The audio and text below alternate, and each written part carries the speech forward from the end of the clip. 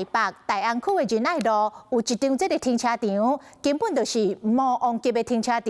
去遐停车，袂输咧算地基，就要翘高链，技术就要真好，这个车才停会好势。网友话讲，停一个车是咧搏命，惊险万分。 修理车正月要入去地下停车场，经过滚仔庙，这毋是停止画面，不过车煞袂顶袂动，进退两难。我要报警啊！叫救护车！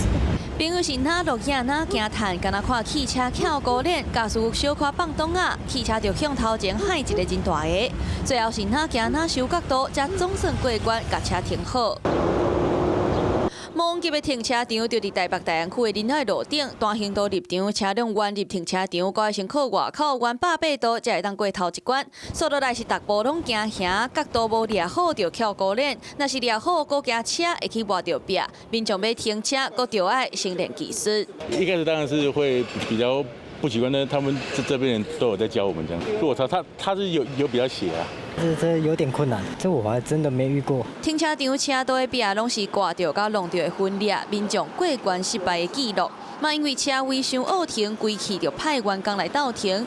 嘛有网友打影过相片，讲这2017年抑阁是楼梯，了后改做停车场，才会恶停。按此停车场经本处确认，确实未向本处申请营业许可，本处将派员到现场去稽查。市府单位出动稽查，因为建筑物做停车场使用，车道外跨外行，完线半径拢爱符合规定。即嘛大主大意改建嘛已经违规。未经申请擅自变更，将依建筑法91条规定裁罚6到30万。